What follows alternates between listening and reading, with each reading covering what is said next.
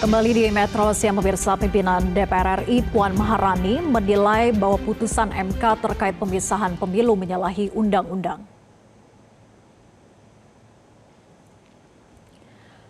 Puan menyebut seluruh partai politik di DPR akan mengambil sikap terkait dengan putusan Mahkamah Konstitusi yang mengatur pemilu. Sebab putusan MK ini memiliki dampak terhadap undang-undang pemilu dan partai politik termasuk yang ada di DPR. Puan mengatakan dalam undang-undang diatur jika pemilu harus digelar setiap 5 tahun sekali. Terkait dengan MK, semua partai politik mempunyai sikap yang sama bahwa pemilu sesuai dengan undang-undangnya adalah dilakukan selama 5 tahun. Jadi apa yang sudah dilakukan oleh MK menurut undang-undang itu menyalahi undang-undang dasar. Jadi nanti pada saatnya kami semua partai politik tentu saja sesuai dengan kewenangannya akan menyikapi hal tersebut sesuai dengan. Dan pemirsa, kita telah terhubung dengan pakar hukum tata negara Universitas Andalas Hairul Fahmi. Selamat siang Pak Hairul.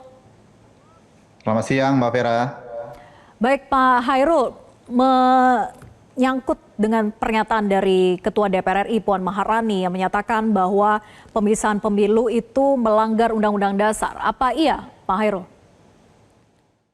Baik, terima kasih Mbak Vera. Apa yang tadi kita dengar dari pernyataan Ibu Ketua DPR sebetulnya menyangkut putusan MK nomor 135 tahun 2025 itu. Dan kalau kita baca memang di putusan itu MK menyatakan bahwa model keserentakan pemilu yang sesuai dengan konstitusi itu adalah model keserentakan yang memisahkan antara pemilu nasional untuk memilih presiden, wakil presiden, DPR dan DPD dengan pemilu lokal yaitu untuk memilih anggota DPRD provinsi, DPRD kabupaten kota, gubernur, bupati dan wali kota. Dan sejauh yang bisa dibaca dalam putusan itu, MK sebetulnya memberikan sejumlah argumentasi hukum di balik putusan yang menyatakan model itulah yang dianggap konstitusional. Dan kalau kita baca putusan itu dalam perspektif pendekatan dan metode penafsiran konstitusi yang dilakukan MK, secara teori sebetulnya tidak ada yang salah dengan putusan itu. Karena ada 3 hal yang dipertimbangkan MK berkenaan dengan pilihan model itu. Pertama adalah soal memberikan kemudahan ya bagi pemilih untuk menentukan pilihan secara rasional, karena pemilu yang selama ini dilakukan dengan model serentak 5 kota itu memang menimbulkan dampak sulitnya pemilih untuk menentukan pilihan secara lebih baik, lebih rasional, dan memang berbasiskan kepada alasan yang ada di balik figur yang ditampilkan itu. Yang kedua adalah memudahkan juga partai politik untuk kemudian menghadirkan calon-calon yang dari segi kapasitas dan kapabilitasnya itu memang memadai. Dan jujur seperti yang kita alami dalam 2 kali pemilu terakhir, ini juga menjadi keluhan bagi kalangan partai politik sebetulnya dalam konteks menyiapkan kader-kader yang siap untuk diajukan dalam pemilu dengan keserentakan yang demikian. Yang ketiga adalah kemudahan dari sisi penyelenggaraan. Karena pengalaman pemilu 2019 dan 2024 memang menunjukkan kerja-kerja pelanggar pemilu itu sangat ekstra, bahkan unmanageable ya, nggak bisa di-manage secara lebih memadai, sehingga itu menyebabkan kualitas penyelenggaraan juga akan menjadi menurun. Dan saya kira 3 poin itu yang menjadi basis argumentasi di balik putusan MK nomor 135 tahun 2025 itu. Kalau itu dibaca dari sisi pendekatan dan metode yang digunakan MK dalam menafsirkan, tidak ada yang salah dengan putusan itu. Cuman memang perlu ditegaskan bahwa dengan putusan 135, sebetulnya MK memang telah bergeser dalam konteks menafsirkan pasal 22E ayat 2 UUD 45, yang di dalam pasal 22E ayat 2 itu diatur tentang jenis-jenis pemilu yang dilaksanakan, yaitu pemilu presiden, pemilu DPR, DPD, DPRD provinsi, dan DPRD kabupaten kota.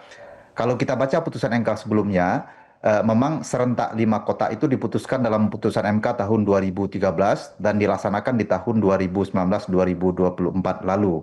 Namun dalam perkembangannya, karena memang praktek model keserentakan seperti itu menimbulkan banyak masalah seperti yang tadi saya ulas berkenaan dengan 3 poin penting itu, maka di putusan 135, bahkan sebelumnya juga ya di putusan nomor 55 tahun 2019, MK sebenarnya sudah mulai menggeser penafsirannya itu terhadap pasal 22 ayat 2, di mana norma itu tidak lagi dimaknai sebatas model keserentakan 5 kotak, tetapi norma itu ditempatkan kembali dalam konteks mengatur tentang jenis-jenis pemilu yang dilaksanakan. Jadi tidak Baik. otomatis lagi pasal 22E ayat 2 itu dimaknai sebagai serentak semuanya, tetapi itulah jenis. Sehingga akibat dari pergeseran tafsir terhadap pasal 22E ayat 2 itu juga berdampak terhadap pasal 22 ayat 1 yang di dalamnya itu diatur azas-azas penyelenggaraan pemilu yang salah satunya adalah azas keberkalan pemilu setiap 5 tahun sekali.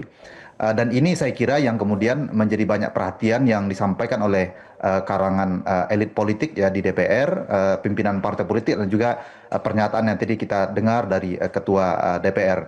Dan saya kira dengan bergesernya tafsir pasal 22E yang berdampak ke pasal 22 ayat 1 itu, ini tidak bisa dianggap sebagai putusan yang melanggar konstitusi. Kenapa? Saya bisa jelaskan dari beberapa aspek ya. Pertama, secara kedudukan dan juga fungsi dan tugasnya, Mahkamah Konstitusi itu memang ditempatkan oleh UUD 45 itu sebagai satu-satunya lembaga yang menjadi penafsir resmi kalau terjadi perbedaan tafsir atas norma konstitusi. Ya. Sementara putusan 135 itu adalah putusan yang ditempatkan sebagai penafsiran MK terhadap pasal 22E UUD 45 itu, sehingga tidak ada yang salah dari sisi itu.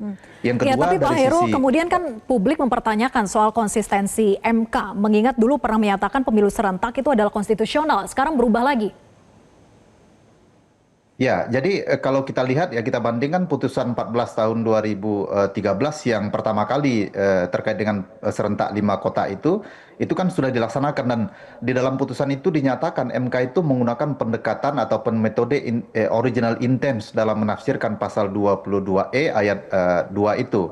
Namun ketika sudah dilaksanakan, ada problem-problem yang muncul, khususnya dalam pengalaman pemilu tahun 2019 dan tahun 2024. Dan saya kira ketika terjadi masalah dalam pelaksanaan beban pelanggaran, optimalisasi kinerja dan juga kualitas pelanggaran, maka itu juga bisa menjadi alasan hukum bagi pengadilan atau Mahkamah Konstitusi sesungguhnya untuk kemudian membenahi itu kembali. Jadi yang dilihat tidak hanya sekedar konsisten atau tidak sebetulnya, tapi adalah apa yang ada di balik pergeseran sikap itu, atau pergeseran terkait dengan penggunaan metode yang dipakai dalam menafsirkan itu. Dan saya kira yang dulu digunakan adalah pendekatan originalis, yang sekarang adalah non-originalis. Jadi dari segi metode dan pendekatan secara teorinya itu sama-sama benar keduanya, Mbak. Tinggal sekarang bagaimana menentukan mana posisi yang paling terakhir yang lebih sedikit mudaratnya untuk dipilih sebagai sistem atau model keserentakan yang akan diambil. Ya, kemudian yang menjadi kekhawatiran banyak pihak ini bahwa dimungkinkannya pembiasaan ini dimanfaatkan untuk memobilisasi kekuatan politik secara bertahap dan juga lebih sistematis. Nah, kalau melihat ke arah situ, di samping juga sisi efisiensi anggaran pun menjadi lebih boros begitu jika dibandingkan dengan pemilu serentak yang dilakukan. Bagaimana Pak Hairul memandang ini? Dari sisi efisiensi, sebetulnya selama ini kan pemilu kita kan tetap dalam dua periode ya, periode pemilu 5 kotak dan juga pemilihan kepala daerah. Sekarang yang bergeser itu adalah satu, pemilihan anggota DPRD provinsi, dan yang kedua DPRD kabupaten kota yang diserentakkan dengan pemilu kepala daerah. Jadi dari sisi termen pelaksanaan tetap dua kali. Ya, selama ini kita pemilu nasional yang pertama, lalu kemudian pemilu kepala daerah. Dan pengalaman 2024 lalu kan juga demikian. Pemilu nasional kita di bulan Februari, lalu kemudian pemilu kepala daerah kita di September. Jadi tetap ada 2 kali. Cuman sekarang rentang waktu yang diberikan itu adalah dengan jarak 2,5 tahun. Karena dengan pelaksanaan pemilu di 1 tahun yang sama, itu menimbulkan beban, kemudian juga masalah bagi partai politik dan juga masalah bagi pemilih. Saya kira dari sisi efisiensi, ini akan tetap dalam posisi yang sama dari sisi bebannya itu ya. Cuma menggeser satu aja, sebagian beban anggaran di pemilu akan digeser sedikit di pemilu nasional itu ke pemilu lokal, dengan alokasi yang saya kira juga tidak akan jauh berbeda dalam konteks ini, kecuali kalau kita pemilunya itu ditambah periode-periodenya, baru kemudian itu juga akan berdampak kepada anggaran. Kedua, dari sisi mobilisasi. Saya kira soal mobilisasi politik itu kan kita sudah punya banyak instrumen hukum untuk memastikan pemilu kita itu bisa dilaksanakan secara jujur adil. Dan salah satu yang memang titik lemah hari ini di regulasi pemilu kita adalah penanganan terhadap money politik yang masih sangat minim dan juga dengan mekanisme penegakan hukum yang masih susah dilakukan secara optimal karena memang dari sisi hukum acara dan pembuktian money politik itu sulit sehingga sampai sekarang kita masih dihadapkan kepada PR bagaimana pemilu kita bisa mengeliminasi sedemikian rupa praktek money politik yang ada. Begitu, Mbak. Baik, kita kawal bersama bagaimana nanti implikasinya. Terima kasih Pak Hairul Fahmi, pakar hukum tata negara sudah bergabung bersama kami. Selamat siang. Jelajahi cara baru mendapatkan informasi. Download Metro TV Extend sekarang.